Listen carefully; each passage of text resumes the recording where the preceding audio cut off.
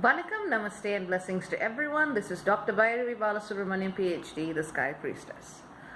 Today's video questions the concept of sovereignty as it is used in the way we talk about contemporary spirituality. Every so often I get a client who comes to me and asks me whether or not they are truly the sovereign of their lives, and if so, isn't everything that they think going to manifest and materialize as the life of their choosing? And I have to kind of break it down in a certain sense that we use sovereignty in a certain way that carries with it certain political, cultural, and social ideas and norms, and that in itself acts as a kind of a shaping or a framing device in the way we actually understand our relationship and navigate our relationship with spirituality. And frankly, if you're anything like me, the goal of spirituality, if you can call it as such, is to go to that space of no word, no label, no nothing, just pure communion with spirit without any framing devices or anything else in the way to get there. Very often we use tools and certain narratives to help us get out of our own way and out of the mental scripts that keep us locked into a particular sense of disassociation or disconnection from spirit. But sometimes those tools in themselves, as well-intentioned as they may be, become the very obstacles we need to overcome. And as far as I'm concerned, and as usual, this is a subjective video. Different people will have different truths on this, and that is fine. But as far as I'm concerned, both as someone who understood and studied political philosophy, that was what my PhD was on, or rather the application of it in political institutions, and as someone who is a spiritualist working in the public field, so to speak, from both ends I have come to question this idea of spiritual sovereignty. If we were to look at the roots of the word, etymologically speaking, it originated in Europe, and it very much has to do with the ideas of dominion, authority, to rule over, to be the master of. And frankly, if you are someone using this terminology, you have to ask yourselves, have you considered the root of where it comes from? The term, the sovereign, the sovereignty of the state, the sovereign idea of the nation, these are the frameworks and the concepts that have created the network of insecure nation states all over the world right now. And we can see the general sense of insecurity in the political realm that comes from this very false and untenable idea of sovereignty. And when we try to make that same false claim onto the spiritual world, what we're going to end up, and we're already seeing it, is a bunch of people who speak the lingo but still feel fundamentally insecure about their relationship with the universe. And why is that? Sovereignty is a claim of dominion. And that means that we literally control or rule over everything else that is within our ambit and within our purview. And that's why it doesn't work that well for a state either. If you are dependent on another state for your economy, if you are dependent on someone else not, shooting arrows or darts or tanks at you, you're in a state where that sense of authority is constantly under threat.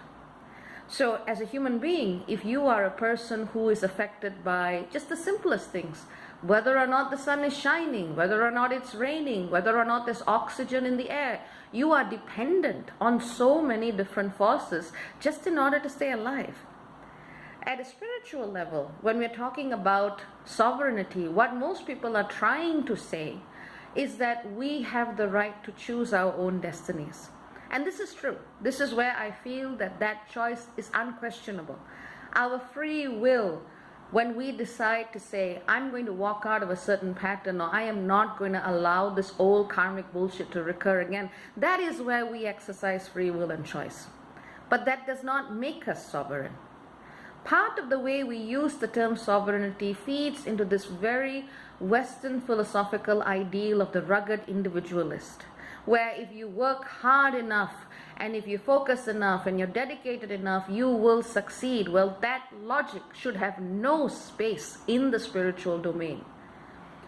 It was borrowed from statecraft. It kind of got extrapolated onto liberal political thought. And now it's finding its way into the spiritual world, and it has. And I find this deeply disturbing because it means that people are not thinking about what they're saying and where the words come from. If we are true to our spiritual practice and we believe that sounds and words and vibrations carry a certain energy, then what are we doing? Recreating a colonial imprint that we borrowed from statecraft. So look at the world around us. This is what happens when a bunch of people with power get together and determine that they are masters and rulers over the planet. And so why are we using their language? Why are we using the same terms which have literally been used to carve up continents on this planet, especially for those who, well, formed the colonies? This was how we were ruled. We were told that we could not question the sovereign, that the sovereign had absolute right of rule over a country and a land and a people that was never theirs. And it's not just about the West and non-West. The same language is certainly used within Western countries as part of their own activities in, establishing empires and so on and so forth. Why are we still using that language in our journey with spirit? That makes absolutely no sense to me. So most of the times people grab on to tools and narratives because there is a need in them. And truly people feel powerless. They want to feel like they are in charge. They want to feel like they are in control. And the truth is we are not. There are many things that we cannot control. You can call yourself a sovereign till the cows come home, but you cannot control the weather. Or you cannot control the fact that your body will simply cease to exist if it was in a room with no oxygen. These are very, very basic facts to think about. There's a big hoo-ha about spiritual bypassing, and let me tell you this. An uncritical belief in the concept of spiritual sovereignty will lead you straight to that bypass. And then you're going to come back and you're going to go, well, I believe this. Why isn't my life changing? And this is why. Now, part of the spiritual journey is to realize that we are part of a bigger celestial construct. Yes, it is true. The universe works in a holographic way. We are reflections of something much larger, but it then becomes a false equivalence to say that we are that thing itself. That's a logical fallacy, and that too also gets spread around. But when we actually allow ourselves to realize that we are part of a greater whole and that our immediate personal story is woven into a greater personal story, this idea of false authority does not need to exist. The only real authority we should be trying to claim over anything, over anyone, over any process is simply our right to choose. That's the only space where we can truly say, this is mine. Because even your body, you didn't make it. It came out of the, remarkable biological process of genetic transcription, reproduction, and so on and so forth, and it finally made you. You didn't own it. You didn't make it or chisel it into being. This was a process that you didn't control. But that doesn't mean to say that you shouldn't have control over your own bodies. What I'm saying is the terminology matters. Of course, this body is yours. But you can't call yourself the ruler of it because it is subject to so many processes that you're not in control of. See what I mean? So by all means, honor your boundaries, honor yourself, honor your breath, honor your body, honor your presence. But remember that we are in a much larger context, a universal context in which we are dependent on so many other things to survive.